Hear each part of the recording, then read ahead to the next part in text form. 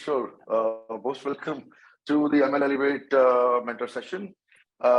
We have all the 27 founders of ML Elevate. For some companies, we have more than one. For the benefit of folks who do not know Kishore, of course, he's a known guy. I mean, I think one of the first AI first companies in India was built by him. So let me give a quick introduction to Kishore. Kishore is the co-founder and CTO at Yellow.ai, one of the world's leading conversational AI platform with 1,000 plus enterprises across 35 countries. Kishore started his career in 2010, building products from scratch, and has gathered diverse experience in tech. As I said, 7 years back in 2015, he started Yellow.ai along with Rashid and Raghu. And Yellow.ai has raised over $100 million in the last 7 years cumulatively. With that, Kishore, and particularly, we talked a lot about this, guys, PMF and finding multiple PMFs. But I think I'm really excited for this session, particularly coming from Kishore. So with that, I will hand it over to you, Kishore. Hey, everyone. I think you must be like after post-lunch on a Friday afternoon. Definitely, you're looking forward to it. I can clearly see that because if you're pretty serious about it. If you joined on a Friday afternoon to listen to me, I'll just quickly jump on.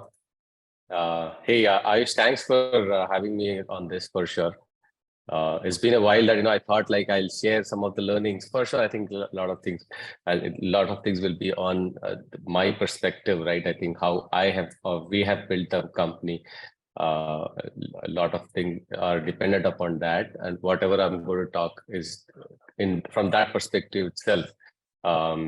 You can feel free to interrupt me at any point in time, not just when we take pause or anything. You can just keep interrupting. Just a quick question from my side, just wanted to gauge the type of audience that we have today.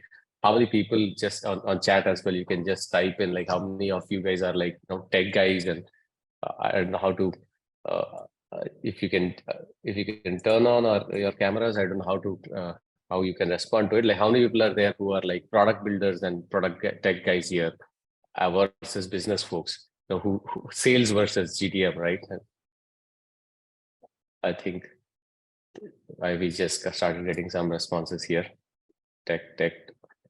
Yeah, I think that'll. Yeah, good amount of tech guys are responding, so that based on this, I can sense that most of you guys are from tech.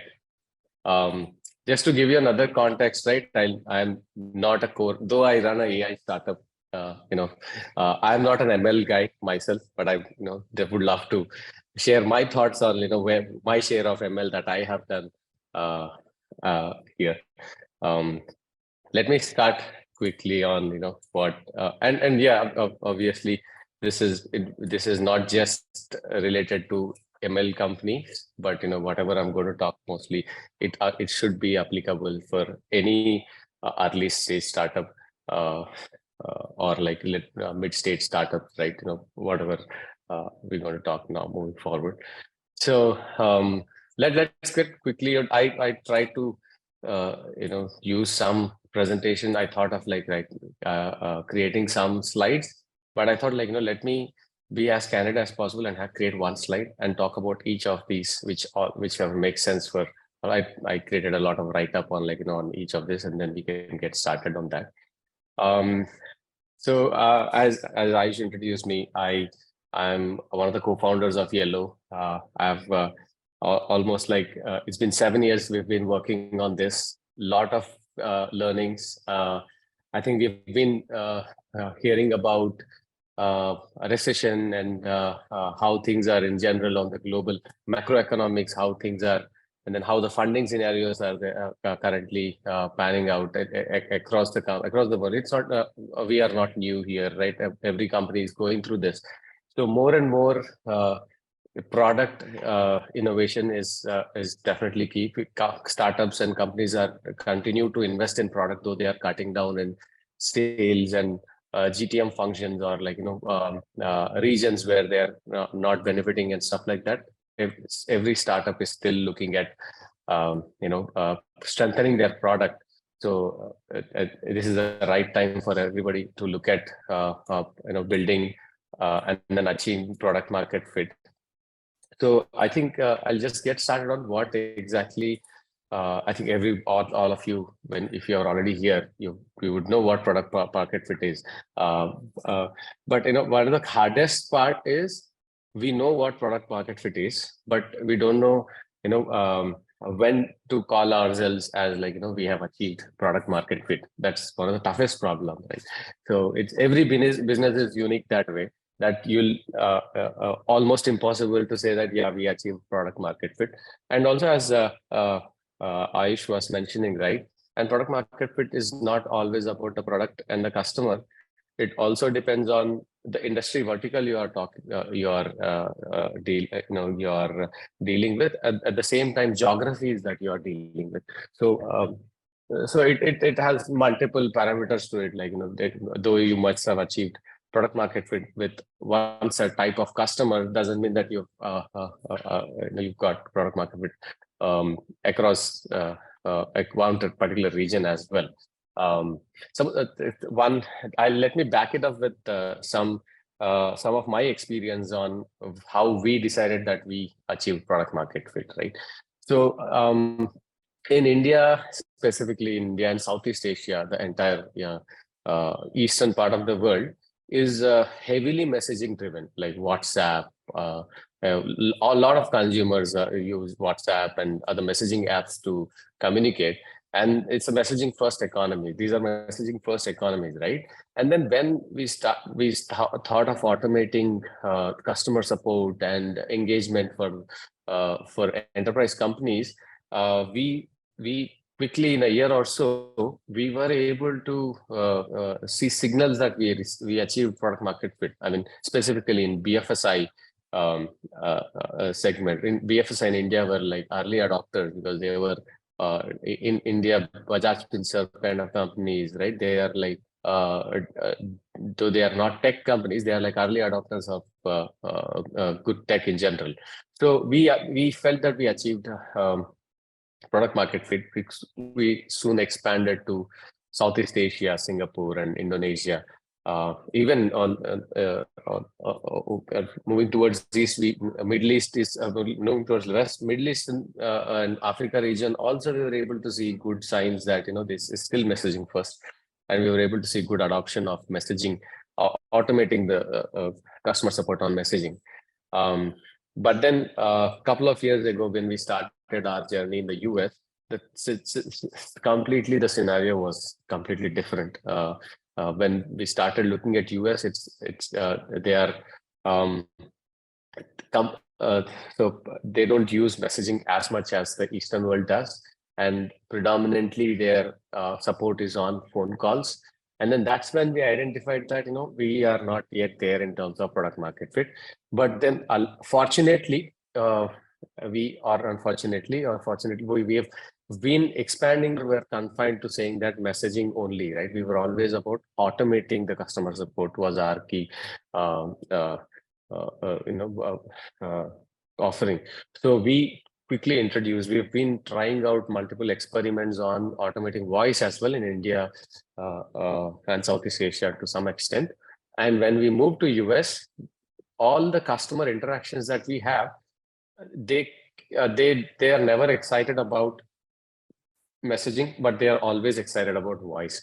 So that's actually, these are the cues that we identified. Like every market is different in terms of product market fit. So we started selling voice only or voice first in the US. So the positioning, everything is started impacting in the US.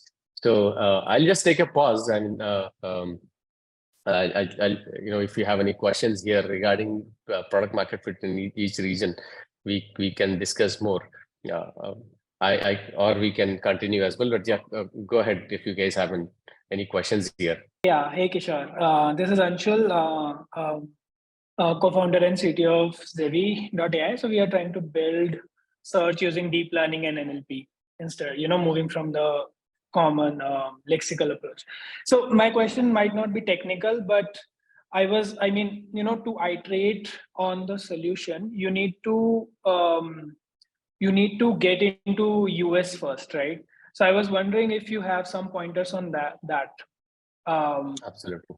Yeah, because being in India, it's very difficult to interact with and to understand US market as it is, right? We have been iterating our solution based on our Indian clients, but would love some pointers on how does PMF change based on geography, or how do you really, move away from that risk? Understood. Anshul, let me try to answer you as briefly as possible. But as I told you, right, PMF is definitely geography specific and industry specific. It could be multiple parameters. It's not just one dimension. Right? There could be multiple dimensions to it. And your thought process is right. One of the biggest mistakes that we have done is not going US first. And I'll cover that also in the last part, PLG, right? How we haven't thought about PLG initially, and then how when that actually is a tool for you to explore other geographies and then identify cues, what is working, what is not working, running low cost experiments from India in the US, right? That before you start on full-fledged sales team and S&M team in the US. So I would strongly recommend you to, if you feel that your product is like most obviously, like every SaaS company, US is a holy grail for SaaS, right? I mean, it's so huge market. So always starting early in the US I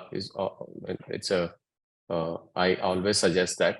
And only thing is, like, you just have to make sure your experimentation cost should be very minimal. We should not be looking at, like, hiring a few sales team, or like even hiring anybody. I would say you should start doing everything remotely. If that is the case, I think that will greatly benefit you to identify PMF in other geographies. Got it. So in terms of like, PLG is a slow process in the end, right? So, but in terms of getting first few leads or to understand their needs, any pointers on that? I think definitely there are some pointers regarding this. So there are for example, a lot of the companies that you might be specifically relevant to your business, right? Search for and so basically not just lexical search. You're talking about search using NLP and conversational data that they might have and all of that, right? So there are, I remember having, there are companies who have, for example, think about a large e-commerce company like Macy's or like Etsy and stuff like that. They might be working with a lot of back offices in India and Bangalore itself. So, that you'll be surprised to know, right? You'll have a lot of these back offices working out of India, some decision makers as well, tech decision makers as well in India. So you should, if you reach out to them, and then if you are able to get early couple of adopters, if you see that if that is exciting them, and then if they are okay to experiment with you, then I think you can start expanding. You can still do that, not just on PLG, even with inside sales, like sitting out of India, you should be able to do that as well. Got it. Thanks, Kishore. Thank you. I'll just quickly move on. So so again, I think now we understood, like, scaling up. Before scaling up S&M team in any geography, so you should be able to at least be serving 20 customers, with your if you have a SaaS company. So, and you have a clear value proposition. Customers are looking to renew. I mean, you have decent scale and stuff. If customers are okay to if you are able to upsell to them, and then if they are okay to renew your contract and stuff like that, you've already achieved product market fit in that specific region. And also you might be seeing, like, competition is also popping up with similar product, similar offering. That means that there is definitely a product market here. So that's the gist of, like, how you can identify. I'll quickly move on to the team and the tech stack, right? This is where definitely we made a lot of mistakes and also learned a lot of stuff, right? everybody knows like we assembling the first dream team is really, really important for us in the initial couple of years of our journey. Always, I think I always use advocate to get full stack development, full stack team. When I say full stack, not just full stack in terms of tech, full stack who can think about from design to who can at the same time do the product. At the same time, he'll be able to do some part of it. At the end of the day, you cannot have more than like 10 people or 5 people, right? So it should be full stack in a way that they'll be able to do UX to networking. So that they should be able to set up your AWS systems and stuff like that. At the same time, they should be able to write some backend code. That's like, I've always believed in that. I myself, I'm one of those guys who a jack of all trades, right? I was never a perfectionist in any of these things, but that helped us in general in the initial days. I hired similar folks like me. I mean, there's a little bit of Raghu and Rashid, they complement me in general on sales and GTM and other aspects, but still the tech team and that I hired in my team in the initial first 1-2 years are all similar. They're a full stack team who do everything from UX to the backend to networking and stuff like that. So that's one thing I felt like we did it right. And the second thing is I am a core. For example, I'm assuming that you guys are all ML startup, right? You guys might be like core Python folks who understand scikit-learns to TensorFlows to anything in that world. We always love what we have been working on for a long time. I know Python is like really easy to start as well. But then when I all my career before starting Yellow, I've worked on Java itself. But then I knew if I continue with if I choose my tech stack, Java, and then if I need to write like complex, if I have to just get something quickly, prototype something, it's going to be definitely not easy. I mean, today it might be easy with all this, even with Java, with I've seen a lot of frameworks coming up in Spring Boot and stuff like that. But back then, Spring Boot was just starting up, and then it was difficult to set up a Spring application and stuff like that. Right? So it was difficult. So we chose our tech stack as simple as possible. We chose like at that time, Node.js was like really easy to set up. Quickly, you will be able to deploy stuff on Node.js. A lot of community support was there. So choosing the tech stack was. We underestimate that. It's pretty important for rapid prototyping. The whole thing was around this is rapid prototyping, right? The topic is about rapid prototyping. So choosing tech stack as simple as possible is extremely important.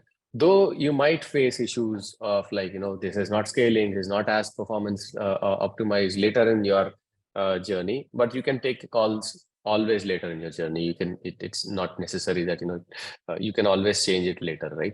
So I remember when I was working in Myntra, so when I joined them for the first time, I saw the code base. It was like, what is this stuff written in like this pretty outdated tech in PHP and stuff, how did they do it at that point in time? So it's always, I mean, everybody feels like that, but at that point, that was right for them. So it was not right for them to, make the best tech, but it was right for them to move as fast. So that was one revelation for me as well, right? When we started the company as well, we chose, I mean, what we might be doing can be completely unscalable, but it should be fast, is what we took hard call there. And you can choose your stuff, right? What is negotiable for you and what is non-negotiable as part of tech. So you can either, if you feel that, you need to, you have a real-time communication system, why don't you just use polling and then just get something out rather than, I want to do MQTT in the best form and, choosing the right tech. So you have to see like, what is what can you negotiate, what is not negotiable for you, and then move on. So that's about, choosing the tech. And I'll again pause here. So any questions on, if you feel if we want to know deeper into what we have done, I'm happy to answer those in terms of choosing the team and tech specifically. So Kishore, I have one more question. So how would you sort of balance between speed and the tech debt that is being introduced as you grow up? That's like, I sometimes feel this, a lot of times I don't have answer to this question. So like, let's say for one problem for one microservice, we have chosen a stack, right? It's been working well. But then there is a feature demand, but we know that there is a tech debt. It will not be able to scale beyond this point. And we have finite resources, finite money being an early stage startup. So how do you sort of mitigate or, balance between these two things? So if you look at it, there is always a tech debt at any stage of the Right. company. Right. So you definitely have to decide what is negotiable for you. Yeah, I can live with this right now. It can be bad, it can be shitty. Right now, this I'll still live with it. But then there will be something. For example, I was talking about the real-time communication, right? So we chose to not go deeper into solving scale problem in all of our architecture. But then we realized that our solution is real-time communication was our bread and butter. So that has to be perfect. So we chose that. Yeah, this cannot be. This has to be perfect. So you can choose your non-negotiable tech. So this is so that you can see like this with this I can live with it. The other tech that I cannot live with this tech that I need to make impact right now, and then you have to put extra effort there. So it's about what you choose. We made mistakes as well. You'll always make some mistakes on choosing the right thing. But I think in the initial days, I suggest you optimize for speed again. Got it. So Kishore, I have a build-up question to that, to Anshul's question. If that's okay. So Yeah, go ahead.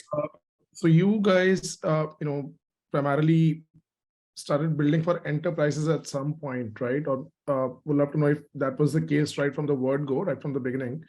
But especially when one has to think of, tech development, what are some of the things that you learned along the way that you felt, hey, it would have been really wonderful had I known this, when we had started off, especially to, cater to enterprises better, because, things are the expectations are, very prim and proper, things have to look and, perform a certain way, not just with the tech, but also across the GTM. So any comments and thoughts there? So, in fact, one surprising fact, we did a pivot, and I'll talk about more on the pivot and course correction as well, more in detail. But we did a pivot. We were a B2C app called Yellow Messenger. It was not Yellow AI. It's Yellow Messenger. It's like WhatsApp for businesses.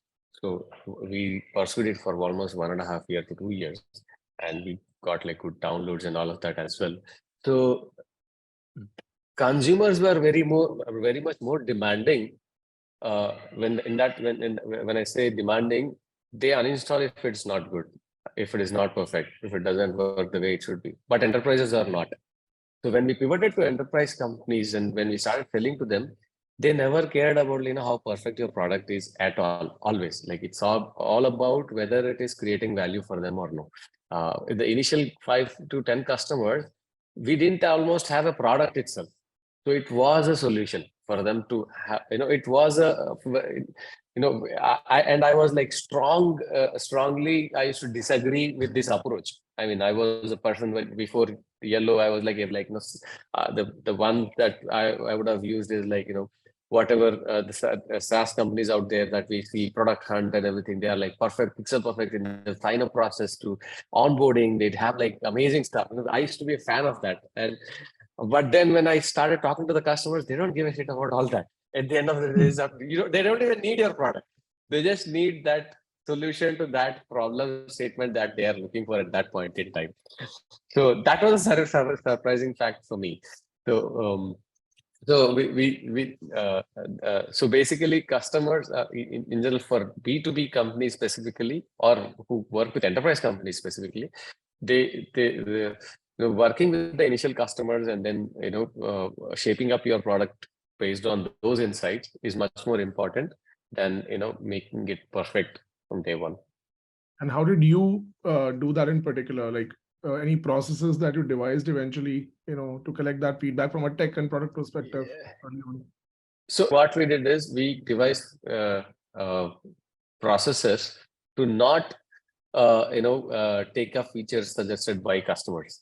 In fact, it was too overwhelming for us that, this is our product is becoming way too big for us to understand what's happening.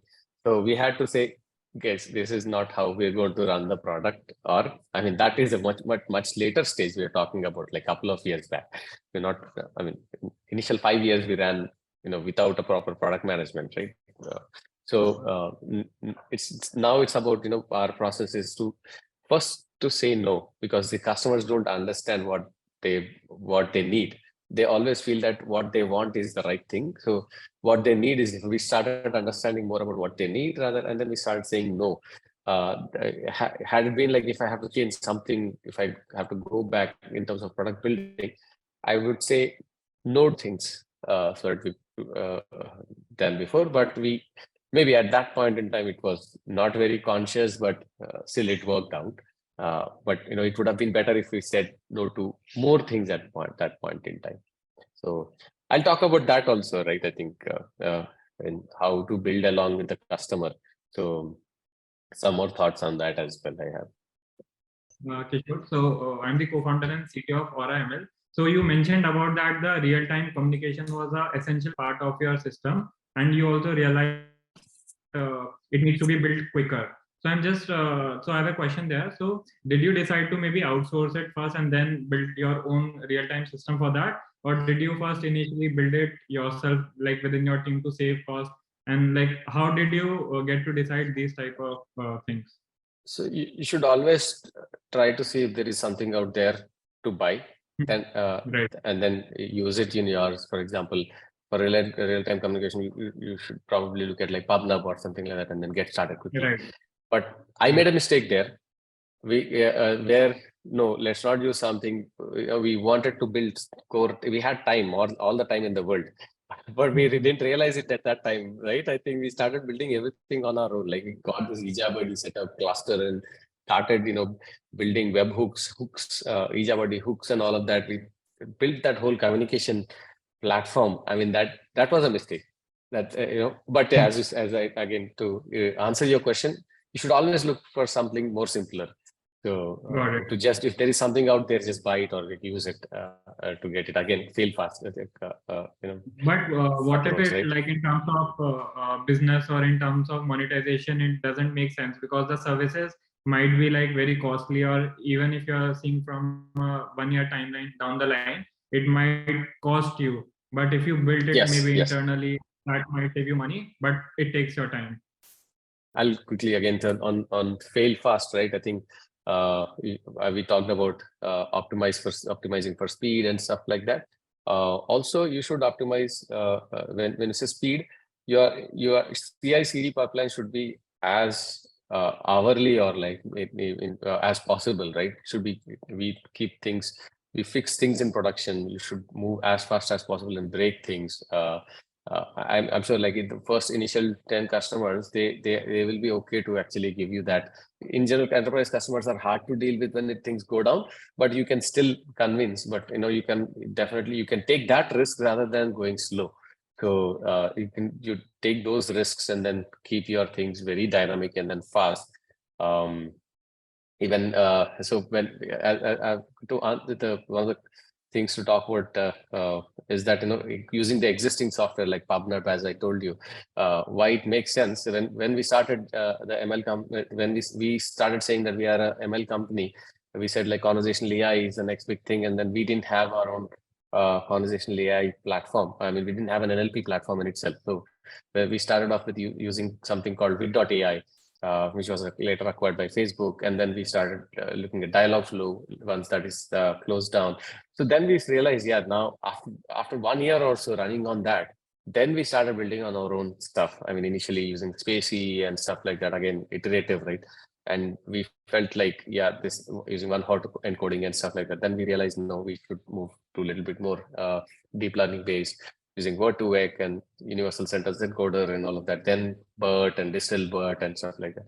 Then we started looking at with GPT-2 and so then now we have our own, I don't know what is being used and stuff like that. We are now calling it as dynamic NLP, which has learning from the existing conversations of billions of conversations that we have. So keep it as iterative as possible and then fail fast is what I believe.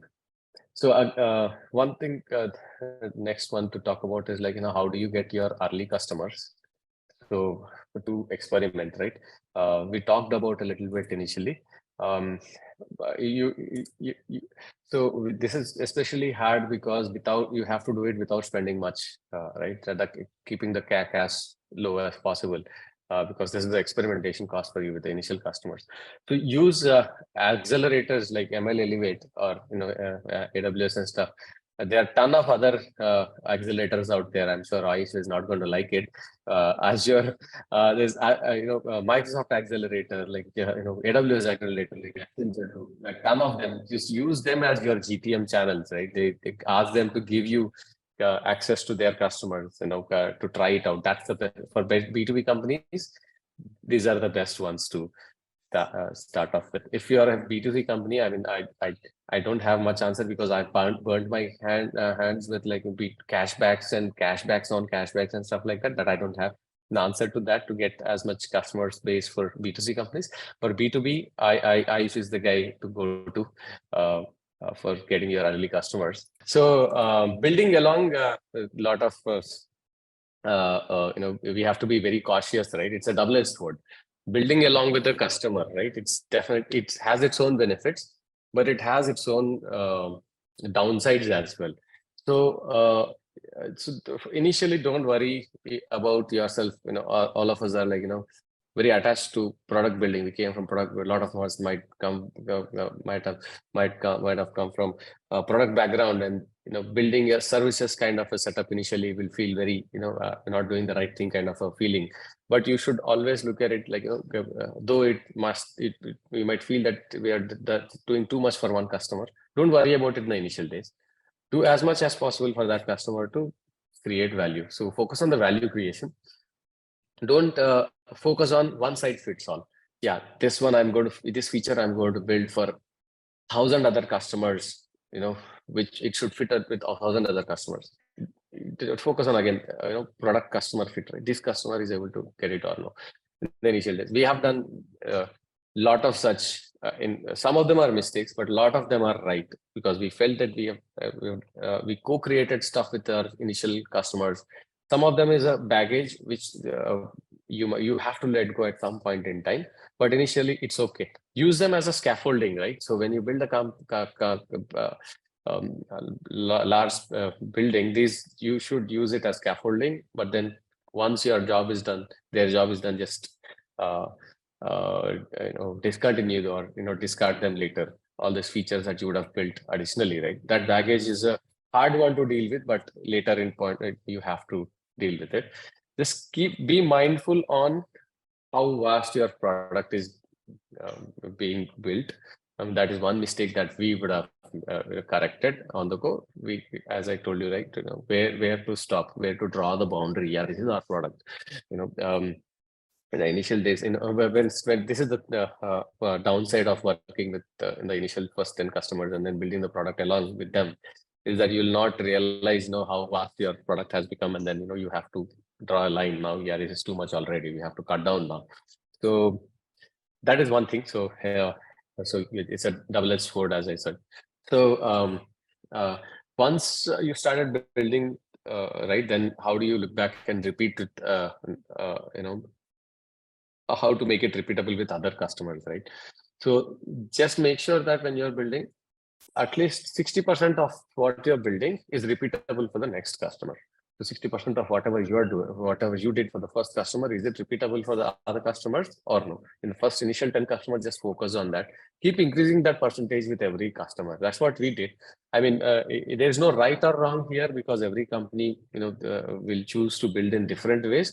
we chose to build in this way, right? Every customer we started getting, we started building the product and making each of it reusable. And then after a year or so, we finally said that, yeah, this is our product. We are able to define the product. Earlier, it was not very easy for us, because initially when we got our first customers, they just wanted a chatbot on their platform, on their website or mobile app and stuff like that. So they just want to automate the customer queries. So that's exactly what we did. We said like, yeah, this is what we'll do. Yeah, I will give you a chatbot. But at the end of the day, chatbot is not our product. What our product is basically a platform to build bots on the top of it, right? So, or build voice automation, build chat automation on the top of it. But for initial 10, 15 customers, we built handcrafted bots for each of them, while we actually put block by block when we are starting working with each customer. And then we built this platform over a period of time in 1 year, 1.5 years. So that's one thing, look back and make it more repeatable. That's how you keep working on your tech debt, and then chop off features that you will not need after acquiring few customers. So start saying no after that. I'll again talk about some what is the pivot that we have done, and then how you can actually course correct. So when we keep building products is very emotional for sure, right? Whatever you built, you feel that you don't want to let go. You would want to keep it for a long time. It will be a very hard decision, but you have to keep identifying cues, right? When if you remember, just building one microservice, if you built it yourself, you will not want to delete it later, right? You just want to keep that microservice as long as possible. So that's a general tendency, but you have to keep identifying cues, signals, where to identify whether you can pivot at this point in time, or correct, or rather course correct. No, this is not working, or you should try something else. So when I'll give you an example of how we pivoted. So we were discussing, it's a B2C app to get customer support or anything, right? Interacting with businesses on a mobile app. For it's like a WhatsApp for businesses, where consumers can interact with them. It's a geolocation based app. You can search for shops around you and then chat with them. But essentially, product was similar. I mean, we started identifying that we should automate with NLP and all of that.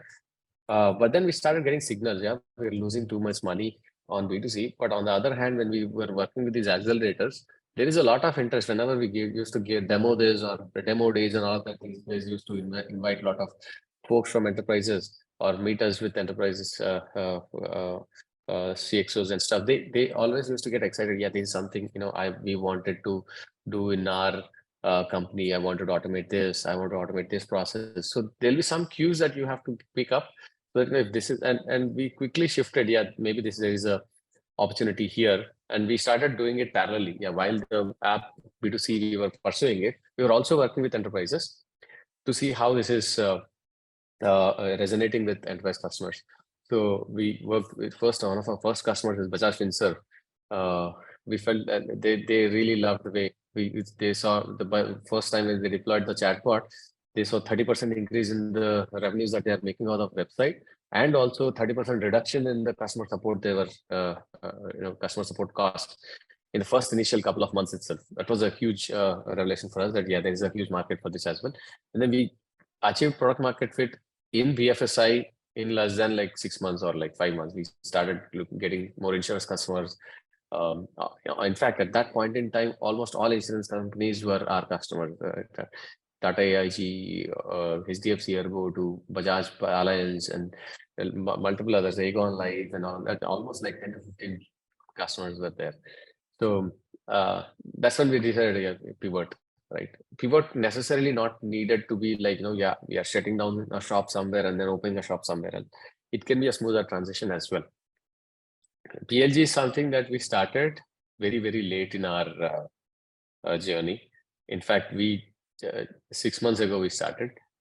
If I had to look back, I would started very early on. Though it need not be PLG should give you revenues for you to survive and stuff like that. So you don't need to look at it that way. So it's always for you. PLG works for you as a insights channel for you, like how customers are using it. You can get a lot of cues from the way they use it, installing Hotjar on your platform and identifying the usage patterns and stuff like that. This you'll not get it with enterprise customers, right? Typically, they would want you to do all the efforts that they want to do themselves. They never want enterprise companies never want to do something themselves. They would want to give it to a professional services org or or your professional service arm and stuff like that. So PLG is a good insights channel for you. It works very good for faster iterations. So again, use it as go as early as possible in PLG, though it might not give you any good results in the initial few years, but it works as a feedback channel for you. So that's one of the things that even for as we discussed about the geographical expansion, this will become a tool for you to get some metrics on what decisions to make, which geographies it's working, which geographies it's not. So we also used to believe, right, top down is the toughest. I think a lot of people also believe, right, enterprise is the toughest one to crack. Somehow for us it was opposite. A top down was easy for us. But then the hardest thing is PLG. If we had started it a long time ago, maybe we would have cracked it by now. So if I look back, I feel we would have started PLG way early in our journey. With this, I think my overall preparation is done. But then I'll take any questions, if any of these or any outside of the topic as well. I'll happy to answer those. Certainly. Hi, Kishore. This is Jyoti, co-founder of Coop AI. And I have two questions. One is generic, and the other one leads back to the very first point that you mentioned, which is on PMF. So the question there is, like, we all are Indian startups creating this AI product and testing that and validating that in India market. So it's all how we all start. So when it is the time, or how it happened in Yellow's journey, when you thought this is the time we should expand, or is it like just go out as soon as possible? And second is, how do we do that? Like, how does expansion happen? Like, what are the ways that you leveraged to kind of break into the very first clients in, let's say, Southeast Asian market? So Southeast Asia, we did not go in very early stage. I'll talk about India journey first. India journey first. It was I talked about how BFSI we just cracked into, right? It was one after it was a chain reaction kind of thing. We just started getting insights.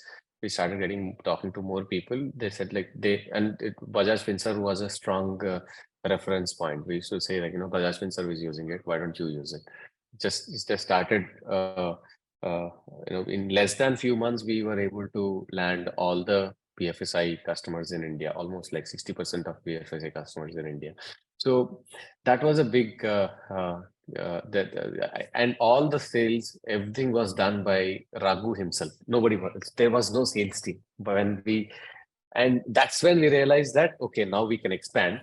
And in fact, we did not look for fundraise. We did not give enough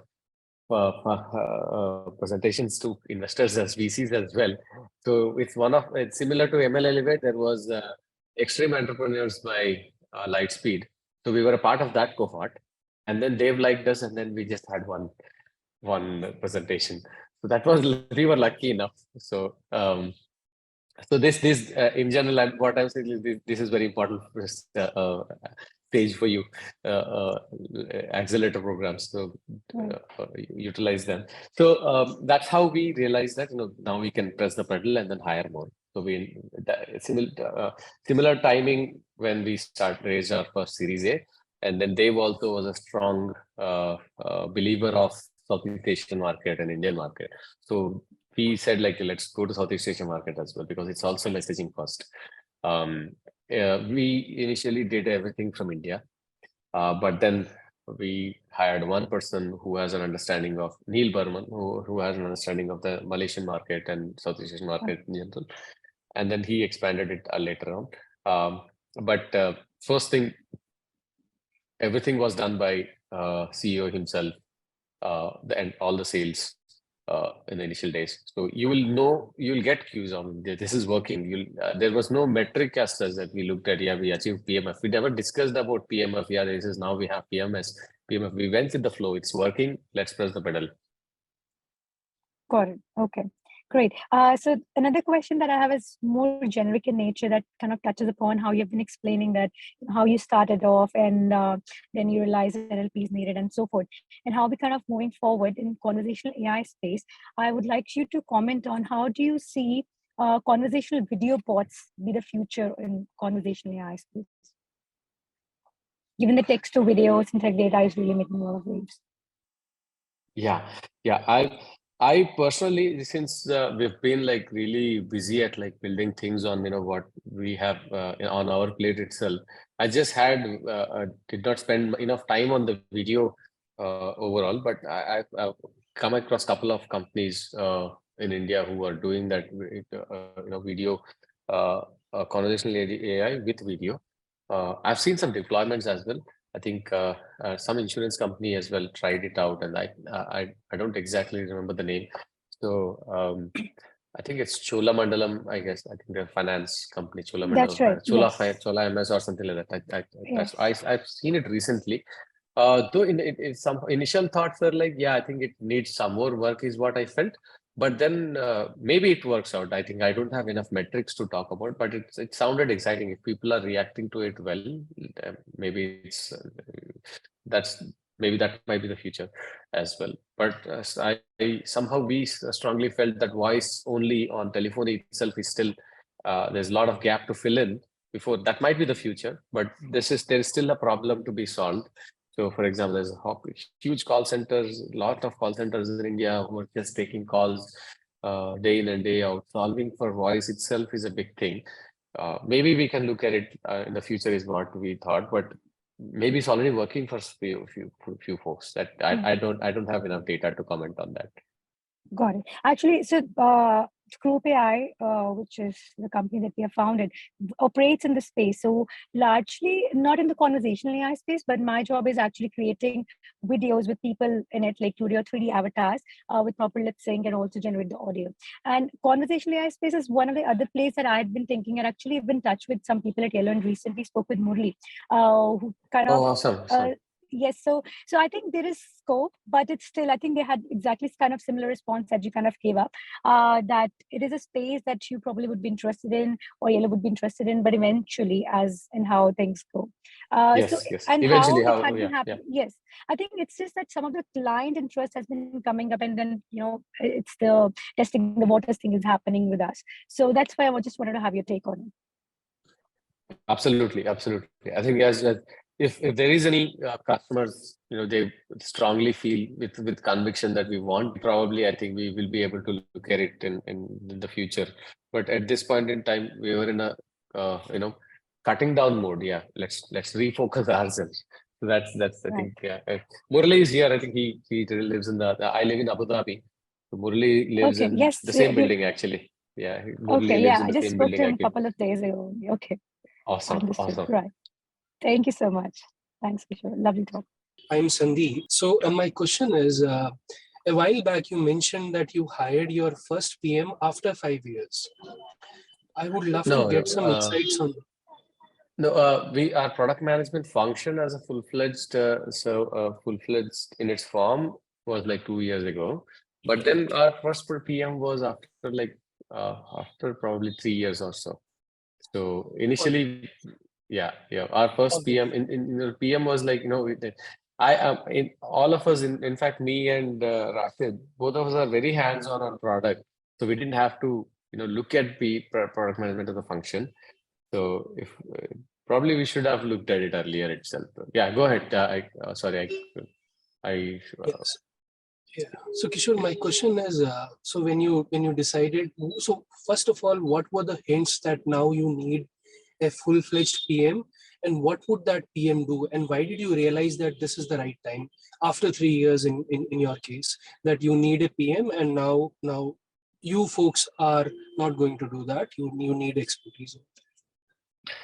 So after a couple of years into the journey, it's very extremely hard to get full stack guys who know everything. That is for sure. I mean, in the first initial days, you will feel that you can actually get a lot of folks who can do entire full stack, who can build UI without having to give them designs. They will just build it them based on their experience and stuff, their gut feel. But then same thing, right? More and as you go later into your journey, you need specialized folks for each of these, and also product, right? Earlier product was this was the product management that we used to do. Every couple of weeks we used to just say, now there's a sprint planning session. This is what we're going to build for the next 2 weeks in the initial years, right?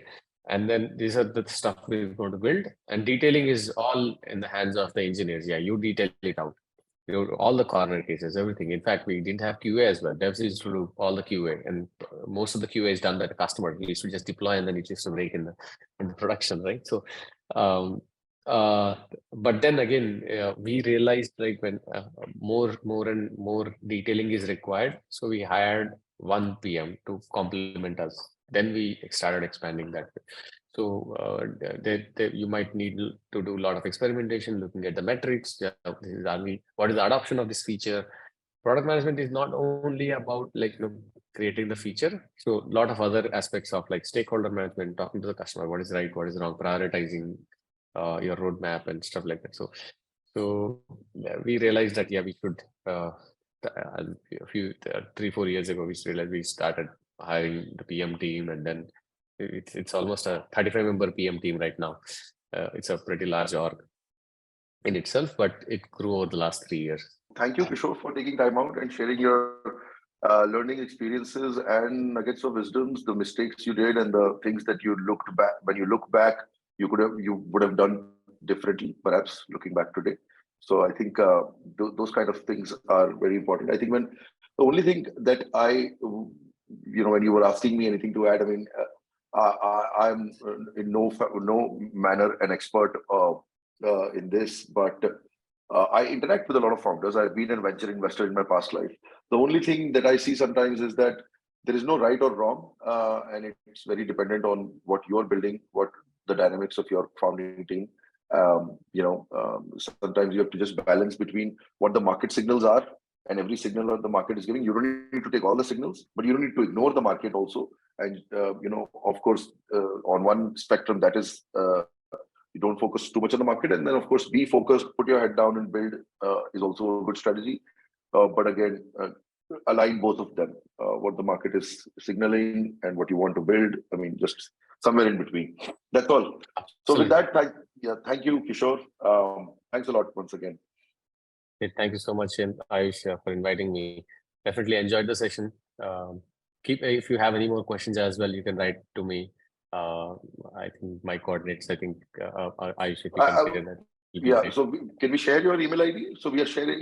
Please. Okay. So Absolutely. we'll share the email ID with putting a mentor contact directory, and then folks can reach out to you. Perfect. Awesome. Thank you so everybody much for joining, and have a great weekend.